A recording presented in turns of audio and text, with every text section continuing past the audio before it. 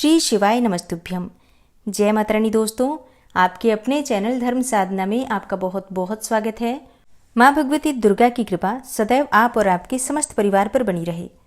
दोस्तों, महाशिवरात्रि भगवान भोलेनाथ को प्रसन्न करने के लिए, उनकी कृपा की प्राप्ति के लिए और अपनी किसी भी मनोकामना को पूर्ण करने के लिए सर्वाधिक श्रेष्ठ दिन माना जाता है महाशिवरात्रि का। ये दिन भगवान भोलेनाथ को अत्यंत प्रिय है। इसलिए आज के दिन पूजा आराधना करके जो भी हम अपनी कामना करते हैं, भगवान शिव की कृपा से हमारी वो मनोकामना निश्चित ही पूर्ण हो। साल 2025 में महाशिवरात्रि कब है और महाशिवरात्रि के दिन पूजा का शुभ मुहूर्त क्या है और भगवान भोलेनाथ की विशेष कृपा की प्राप्ति के लिए किस समय में भगवान शिव की आराधना हम करें और किस प्रकार से करें, ये संपूर्ण जानकारी आपको आज की वीडियो में शेयर करने वाली हूँ। तो बहुत महत्वपूर्ण है आज की वीडियो, पूरा ज़रूर देख लीजिए। वीडियो अच्छी लगे तो इसे लाइक भी ज़रूर कर दीजिए, क्योंकि आपके लाइक्स, आपके कमेंट्स मेरे लिए बहुत महत्वपूर्ण होते हैं। यही एकमात्र जरिया है जिनसे मुझे पता चलता है कि आपको ये वीडियो अच्छी लगती हैं और आपके लिए ये वीडियो उपयोगी है। तो अगर वीडियो अच्छी लगे तो लाइक तो ज़रूर ही किया कीजिए। और अब जानते हैं कि चतुर्दशी तिथि कब प्रारंभ हो रही है, कब समाप्त हो रही है और व्रत हमें कब धारण करना है। देखिए, फाल्गुन मास की कृष्ण पक्ष की चतुर्दशी तिथि का प्रारंभ होगा 26 फरवरी को सुबह 11:08 पर और चतुर्दशी तिथि समाप्त हो रही है 27 फरवरी को सुबह 8:54 पर। और महाशिवरात्रि के व्रत में निशीतकालीन पूजा बहुत महत्वपूर्ण होती है।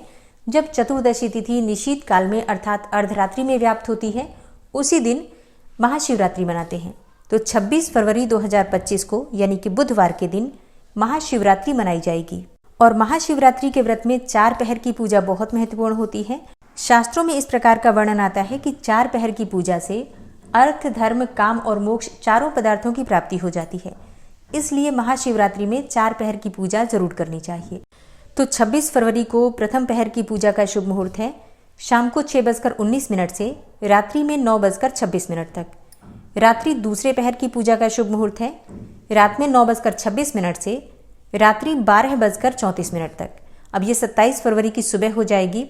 तीसरे पहर की पूजा का शुभ मुहूर्त आपको प्राप्त हो रहा है रात्रि 12:34 से प्रातः 3:41 तक।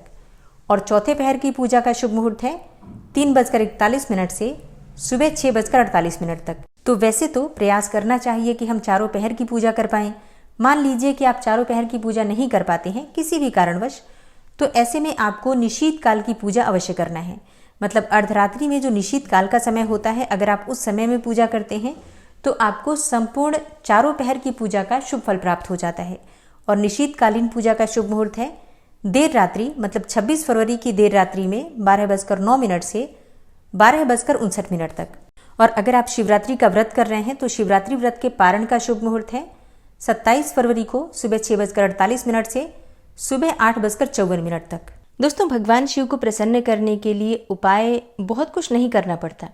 अगर आप 1 लोटा जल भी चढ़ा दें उन पर तो उससे भी वो प्रसन्न हो जाते हैं। लेकिन फिर भी अगर हमारे पास वो वस्तुएं मौजूद हैं जो भगवान शिव को प्रिय हैं, तो हमें जरूर अर्पित करना चाहिए। और अगर हमारी कोई मनोकामना है तो अपनी मनोकामना के अनुसार हमें वस्तु भगवान शिव पर जरूर अर्पित करनी चाहिए।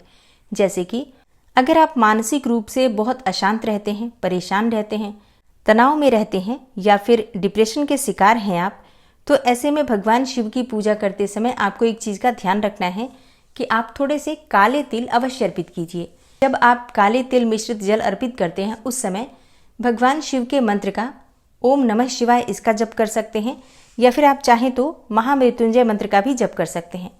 इन मंत्रों का जप करते हुए आपको जल अर्पित करना है, प्रार्थना करनी है। निश्चित ही आपको किसी भी प्रकार की मानसिक, शारीरिक, आर्थिक तंगी से छुटकारा मिल जाता है और हर प्रकार के ग्रह दोषों से आपको मुक्ति मिल जाएगी। तो ये उपाय महाशिवरात्रि पर जरूर करना चाहिए। महाशिवरात्रि के दिन भगवान शिव का अभिषेक पंचामृत से करने से सुख, समृद्धि, संतान, सौभाग्य, हर प्रकार की कामना पूर्ण हो जाती है। मतलब इतना श्रेष्ठ दिन है और आप आर्थिक रूप से परेशान हैं तो गन्ने के रस से अभिषेक करते समय आपको श्री सूक्त का पाठ करना चाहिए और भगवान शिव से प्रार्थना कीजिए। बहुत जल्दी आपके घर में चमत्कारी रूप से माता लक्ष्मी की कृपा बनेगी। दोस्तों, अगर आप लंबी बीमारी से परेशान हैं, बहुत अधिक बीमार रहते हैं या फिर घर में बीमारियां ही बहुत अधिक हैं, एक व्यक्ति बीमार पड़ से ठीक होता है तो दूसरा फिर बीमार पड़ जाता है, अगर इस प्रकार की स्थिति आपके घर में है तो ऐसे में आपको भगवान शिव का अभिषेक करना चाहिए कुशा से। कुशा एक घास होती है वैसे तो बहुत जल्दी आसपास ही मिल जाती है, लेकिन अगर आपको नहीं मिल पाती है तो आप पूजा की दुकान पर, जहाँ पर पूजा की सामग्री मिलती है, वहाँ से कुशा लेकर आइए और वो कुशा जल में डाल दीजिए। उसी कुशा के द्वारा भगवान शिव का अभिषेक कीजिए। थोड़ा सा गंगा जल मिश्रित जल होना चाहिए, शुद्ध जल, और उसी से भगवान शिव का अभिषेक करना है। कुशा के द्वारा ही जल लेकर आपको 108 बार जल से अभिषेक करना है भगवान शिव का। मतलब एक ही पात्र में से कुशा के द्वारा जल लेकर और शिवलिंग पर डालते जाइए और महामृत्युंजय का जप करते जाइए।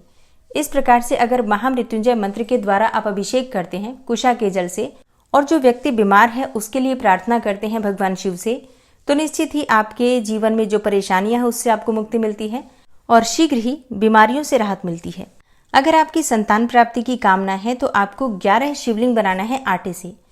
गेहूं के आटे से 11 शिवलिंग बना लीजिए। हर शिवलिंग का अभिषेक आपको करना है। मतलब एक शिवलिंग का एक बार पहले अभिषेक कीजिए और अभिषेक करते समय आपको शिव महिम्न स्तोत्र का पाठ करना है। शिव महिम्न स्तोत्र के द्वारा आपको 11 शिवलिंग का एक एक करके अभिषेक करना है और फिर भगवान भोलेनाथ से प्रार्थना कीजिए तो बहुत जल्दी आपके घर में बच्चे की किलकारी गूंजती है। उत्तम और योग्य संतान की प्राप्ति के लिए ये उपाय सर्वोत्तम है और महाशिवरात्रि के दिन ये उपाय करना अपने आप में वरदान के समान है। तो जरूर कीजिए अगर आपको संतान प्राप्ति की कामना है तो। और जिन भक्तों को विवाह की कामना है, शीघ्र विवाह की कामना है, मन चाहे जीवन साथी की कामना है, एक अच्छा घर वर सुयोग्य जीवन साथी चाहते हैं, तो ऐसे में शिवलिंग का अभिषेक करना है आपको दूध से। कच्चे दूध में थोड़ा सा केसर डाल दीजिए और इसी दूध से भगवान शिव का अभिषेक कीजिए। फिर विधि विधान से पूजा कीजिए और माता पार्वती की पूजा कीजिए। शिव और शक्ति दोनों की एक साथ संयुक्त पूजा करने से शीघ्र विवाह की कामना पूर्ण होती है। इसके साथ ही मन चाहे जीवन साथी की भी प्राप्ति होती है। यही उपाय आप अपने दाम्पत्य जीवन को सुखमय बनाने के लिए भी कर सकते हैं। मतलब अगर किसी भी प्रकार से आपके दाम्पत्य जीवन में मधुरता नहीं है, पति पत्नी में बनती नहीं है, तो ऐसी अवस्था में केसर मिश्रित दूध से आप भगवान शिव का अभिषेक करते हैं और माता पार्वती की विधि विधान से पूजा करते हैं। माता पार्वती को सिंदूर अर्पित कीजिए। निश्चित ही आपका दाम्पत्य जीवन सुखमय होगा। आप सभी जानते हैं कि भगवान शिव को बिल्वपत्र बहुत प्रिय है, लेकिन बिल्वपत्र पर अगर चंदन से राम राम राम लिखकर अर्पित किया जाए तो इससे भगवान भोलेनाथ की विशेष कृपा आपको प्राप्त हो जाती है और बहुत जल्दी आपकी मनोकामना पूर्ण हो जाती है। शिवरात्रि पर भगवान शिव को तिल और जौ अर्पित करने से पापों का नाश होता है, सुख में वृद्धि होती है और जौ अर्पित करने से वंश की भी वृद्धि होती है।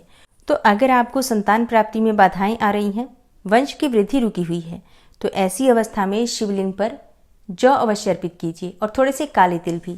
इससे बहुत जल्दी आपकी मनोकामना पूरी होगी।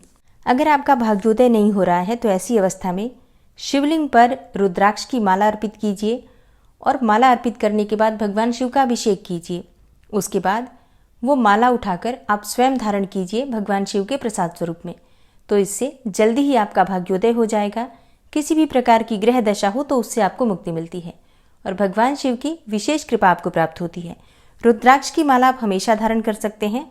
ध्यान सिर्फ इतना रखना चाहिए कि मांस मदिरा का सेवन रुद्राक्ष की माला पहनकर नहीं करनी चाहिए। मतलब अगर आप रुद्राक्ष धारण करें तो आपके लिए सात्विक रहना आवश्यक है। महाशिवरात्रि की शाम को शिव मंदिर में या फिर घर के आसपास कोई बिल्व वृक्ष हो तो वहां पर अगर आप एक दीप दान करते हैं तो इससे आपकी मन चाही कामना पूर्ण हो जाती है। चाहे धन प्राप्ति की हो, संतान प्राप्ति की हो, विवाह की हो या फिर कोई भी और मनोकामना हो, समस्त मनोकामनाएं सिर्फ दीप दान करने से पूर्ण हो जाती है। तो इस दिन दीप दान जरूर करना चाहिए शाम के समय शिव मंदिर में जाकर या फिर बिल्व वृक्ष के नीचे। शिवरात्रि के दिन अगर कोई भी नंदी बैल आपको मिल जाते हैं तो उन्हें हरा चारा जरूर खिलाइए। इससे आपके जीवन में सुख समृद्धि आती है और परेशानियों का भी अंत हो जाता है। और महाशिवरात्रि के दिन 4 पहर की पूजा का विशेष महत्व होता है और किस विधि से 4 पहर की पूजा की जाएगी ये सारी जानकारी आपको आने वाली वीडियो में मिलने वाली है। तो चैनल से जुड़े रहिए ताकि सारी जानकारी आपको सही समय पर प्राप्त हो जाए। मिलती हूँ मैं आपसे अगली वीडियो में, तब तक के लिए जय श्री राधे।